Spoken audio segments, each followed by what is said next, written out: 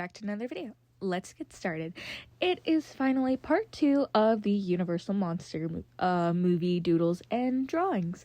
I really love this next set of drawings because I think I just love each and every one of these characters, but also I felt so much excitement when it came to drawing each and every one of them.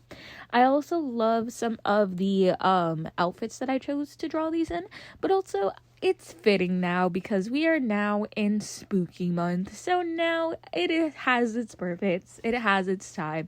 So I say grab your spooky blanket and your favorite delicious snack, and let's get this video started. So this first character is actually a werevampire or a werevamp. This is not related to any movie or series, but I feel like this character could fit in the Werewolf by Night, the Van Helsing, or I feel like Blade also. Again, this character isn't related to anything or any series because I wanted to create a version of my own vampire creature, because I feel like bat creatures, I feel like there's not enough attention to details to them. So I just wanted to feed this little tick and just draw it. Next is Dr. Jeckel and Mrs. Hyde. So when it came to creating Dr. Jeckel and Mrs. Hyde, I wanted to do a different time zone, but also I wanted to do a different generation.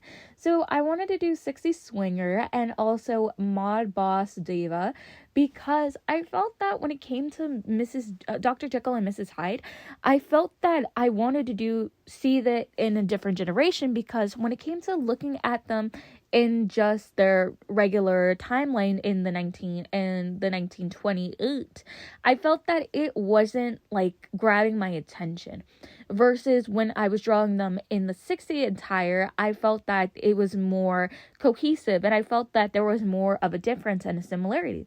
So for my version of Dr. Jeckel and Mrs. Hyde, I wanted to do them as mostly a diva type dancer who's trying to get her way into Hollywood, while the other is a mobster getting ready to go on a heist and get her money's worth into her club, or trying to get the next person to, invest in her next big deal.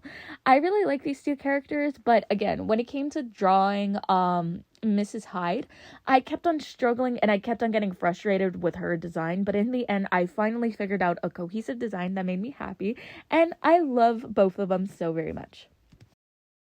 Next is the Ghost of Frankenstein. When it came to the Ghost of Frankenstein, I literally didn't want to watch a movie where it was about spirits and ghosts and just a knockoff of how to create a fake ghost, but technically I watched Casper the Friendly Ghost, and again, comparing the two, I felt Casper the Friendly Ghost was better. Next is The Werewolf in London, made back in 1935.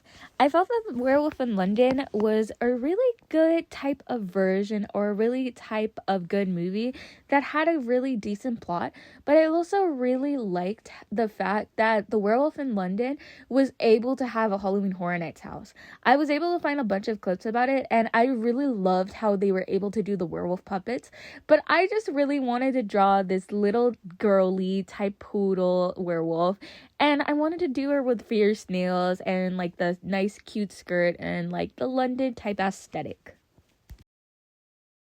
The next two drawings are actually based off the movie Black Cat. Originally, I did not like or understand this movie at all, so I interpreted it to be something else. So I wanted to draw a cat, not a black cat, but I wanted to draw a tabby cat, because I feel like tabby cats are really scary, but also this is an homage to the cat from Pet Sematary, and I really like how this drawing looks. I love how I did the eyes, but I also love the little patterns on the skin, which reminds me of my own tabby. His name is Hushy, and he's so adorable and cute. And then I finally committed and I drew another black cat, which was technically based off of the title and not on the movie. Fun fact, when I posted this on YouTube, nobody at all liked it or just wanted to watch it. But the moment that I posted it on TikTok, there was many of you guys who really enjoyed watching it on TikTok. So I don't know. I don't know who favors who, but hey, I love both these drawings either way. Next is Phantom of the Opera, the 2004 version, but also the red revenge dress. I love the 2004 Phantom of the Opera. Again, I tried getting into the original Phantom of the Opera movie, and I did not like it at all. But when it came to the 2004 Phantom of the Opera, I fell in love with the characters, I fell in love with the song, I fell in love with the Phantom's red dress. I saw it as a revenge dress, but also a you missed out type of dress. Next is the Daughters of Dracula. When it came to the Daughters of Dracula, there were so many resources saying that, oh, Dracula doesn't have any daughters, or, oh, Dracula has one daughter, oh, Dracula has two daughters, Dracula has three daughters, and so forth and so on. And I just made the executive decision to make four daughters because I felt like maybe we could do just the four daughters of each decade. And technically, for the Hotel Transylvania version, Dracula has one daughter, and then in the Abigail movie, Dracula has one daughter. So I felt like maybe Dracula maybe had four daughters because he did have technically three wives. So maybe there was a possibility to have three wives. So three wives and four daughters. I don't know. I'm just making it up and I'm just making my own Dracula lore. When it came to drawing these like different types of Dracula daughters, I wanted to do it in different types of generations, but also different types of years. So the first Dracula, we have 60s. This Dracula is the Rococo style. Then we have the savvy 60s, and then we also have just the modern day age of Dracula. And I really love all of these characters, but I have to say my ultimate favorite would have to be the Rococo style because it gives that homage to the Phantom of the Opera, but I'm just biased. Well, for the 60s version, I felt like it was really cute and adorable, but I felt like I think it needed to be more like 60-ish, but also I'm remembering that I drew this drawing back last year when I was watching so many videos of the Vampire Scare Zone at Universal Orlando, Florida. So that was another one of my inspirations to do the four daughters because I felt like Universal had these many different types of versions, and maybe maybe Dracula was able to live through all of these decades and have these many children.